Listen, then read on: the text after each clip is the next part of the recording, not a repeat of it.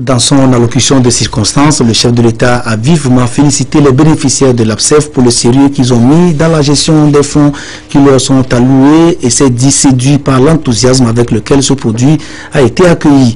Il a salué l'engagement et le professionnalisme des institutions de microfinance qui accompagnent l'exécution du projet et remercié les partenaires techniques et financiers, notamment le PNUD, la BAD, la BOAD. Fona Simbe a en fait appelé tous les Togolais à s'approprier l'ensemble du projet FNFI afin de gagner le pari de la lutte contre la pauvreté. Écoutons le président de la République.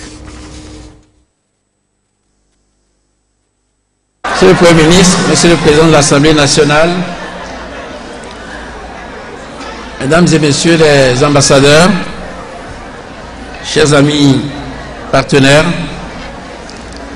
ça fait un peu plus d'1 an que nous nous sommes lancés dans une nouvelle étape de la lutte contre la pauvreté dans notre pays, puisque après un rapide bilan, nous avons constaté que l'exclusion financière maintenait à l'écart de la prospérité et de la croissance une grande partie de notre population.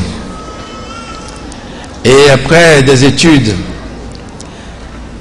et nous inspirant des expériences d'autres pays, notamment au Bénin et ailleurs, nous avons ensemble décidé de lancer le Fonds national de la finance inclusive.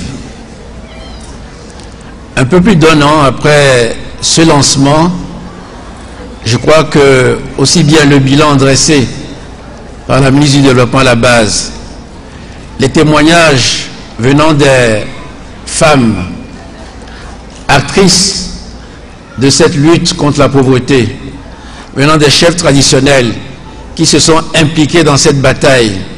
Les préfets auraient pu dire la même chose. Je crois qu'aujourd'hui, nous pouvons dire, comme ceux qui m'ont précédé, que le bébé est bien né. Les premiers objectifs ont été atteints et sont allés au-delà même de ce qu'on avait espéré. Mais cela ne s'est pas fait tout seul. Cela s'est fait parce qu'il y a eu comme une création d'une grande coalition pour lutter contre la pauvreté dans notre pays. Permettez que je salue d'abord et avant tout nos vaillantes femmes, les femmes togolaises.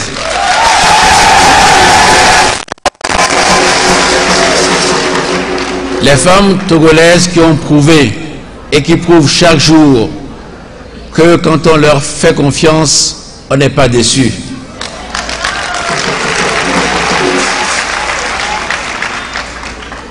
Beaucoup étaient sceptiques, mais vous avez dignement relevé les défis et je pense que nous remporterons d'autres batailles contre la pauvreté parce que ce n'est pas fini.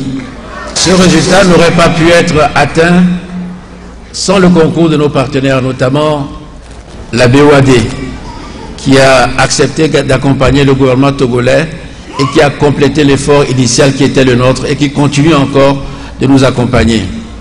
Cela n'aurait pas été possible sans les conseils des autres partenaires, notamment la BAD, le PNUD, sans l'implication des chefs traditionnels, je l'ai dit tout à l'heure, car ce mal, cette maladie qu'on appelle la pauvreté, est une maladie complexe.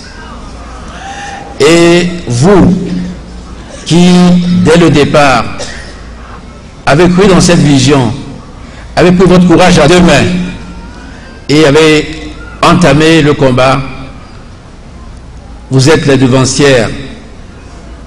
Vous devez maintenant, nous devons maintenant aider ceux qui sont autour de nous à faire la même chose. En sortant de la pauvreté, on fait la promotion d'une valeur qui est chère dans notre pays et même sur notre continent. C'est la valeur de la solidarité.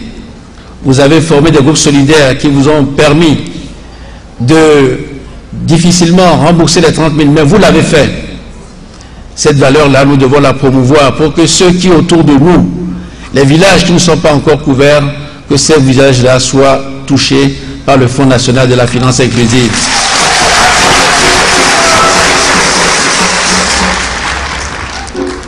On l'a souvent dit, on l'a répété aujourd'hui, un crédit, ce n'est pas un don. Quand vous empruntez, vous devez rembourser. Nous l'avons dit, vous l'avez appliqué. Celles qui n'ont pas encore remboursé, je vous prie de les convaincre qu'il faut qu'ils remboursent les crédits pour que le processus puisse continuer.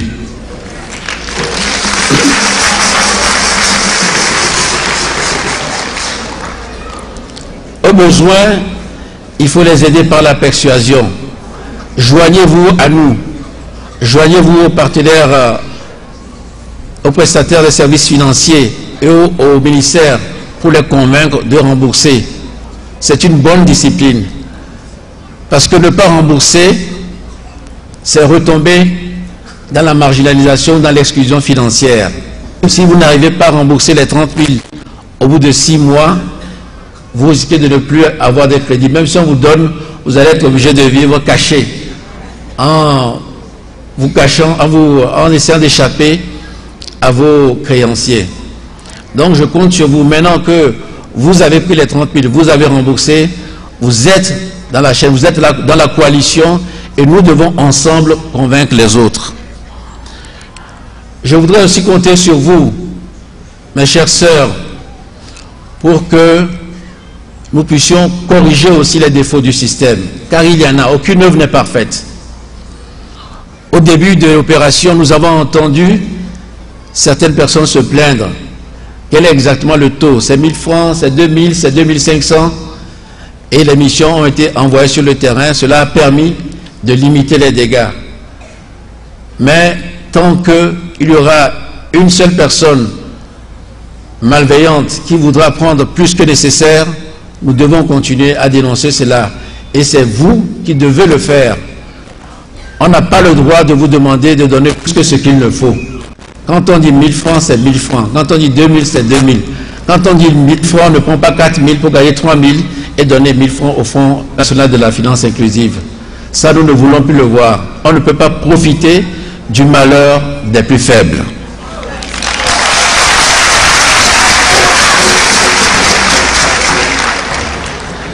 Je voudrais maintenant m'adresser à ceux sans qui nous n'aurons pas pu faire cette opération. Nos partenaires, les institutions de microfinance. Vous êtes un maillon essentiel de la chaîne. Je sais que la mission qui est la vôtre n'est pas facile.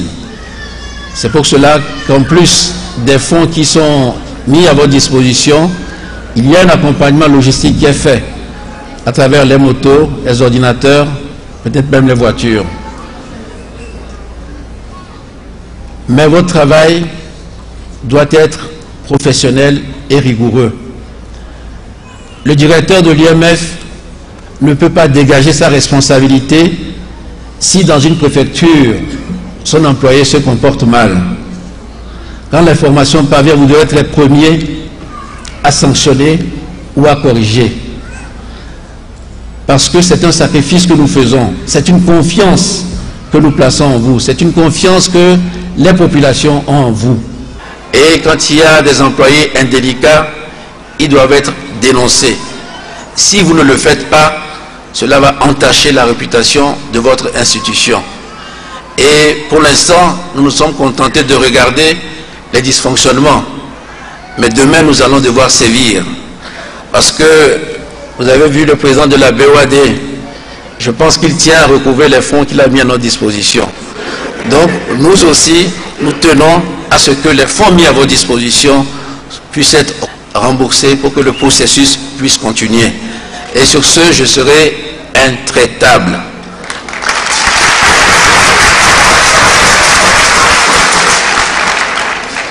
Vous devez respecter les obligations contractuelles. Quand vous devez placer 20% sur un compte, faites-le. Quand on dit partenariat, c'est un esprit. Ça veut dire que nous vous faisons confiance et nous vous demandons de nous faire confiance. Ça veut dire que si vous échouez, c'est le gouvernement qui a échoué. Et et si le gouvernement échoue, c'est vous qui avez échoué. Donc le dialogue entre vous et le ministère et le gouvernement doit être un dialogue permanent. On ne peut pas exclure toutes les difficultés. Quand elles arrivent à deux, nous pouvons les régler. Donc ce dialogue-là, je veux qu'il soit beaucoup plus rigoureux. Je veux que les instruments de preuve octroyés soient beaucoup plus faciles à vérifier. Si vous avez des difficultés, nous sommes prêts à vous aider. Ne direz jamais assez. Nous sommes des partenaires. Nous n'utilisons pas. Nous sommes vraiment des partenaires parce que sans vous, nous n'allons pas pouvoir réussir. Et vous voyez que les nouveaux produits sont plus complexes que les précédents. Donc, consolidons sur ce que nous avons déjà bâti avec l'APSEF.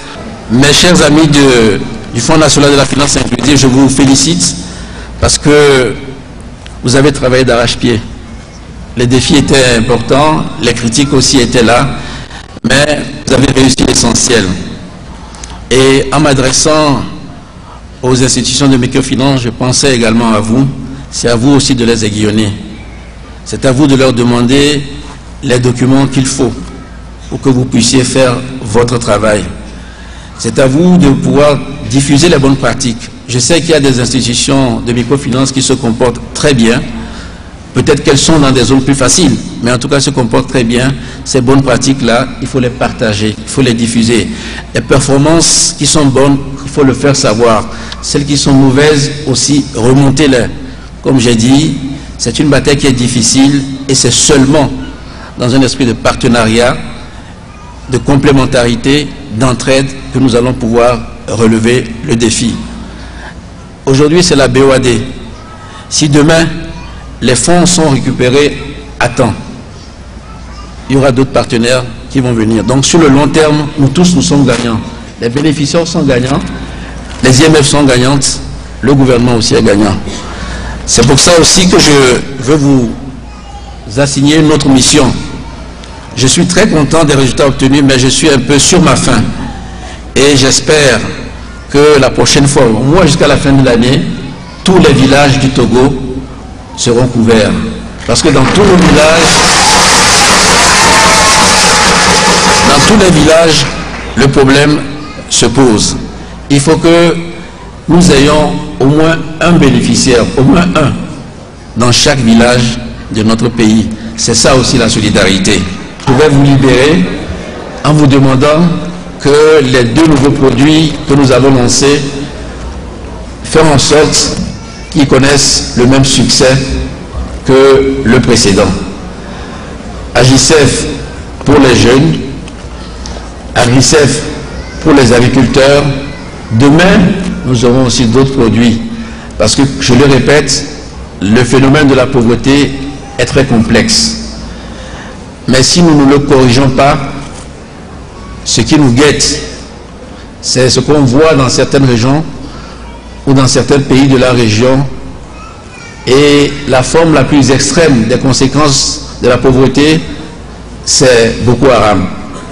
C'est dans les milieux extrêmement pauvres que ces sectes recrutent les jeunes, les endoctrinent et les transforment en terroristes et en criminels. Donc si nous ne voulons pas de cela, nous devons combattre la pauvreté. Je vous remercie de votre attention.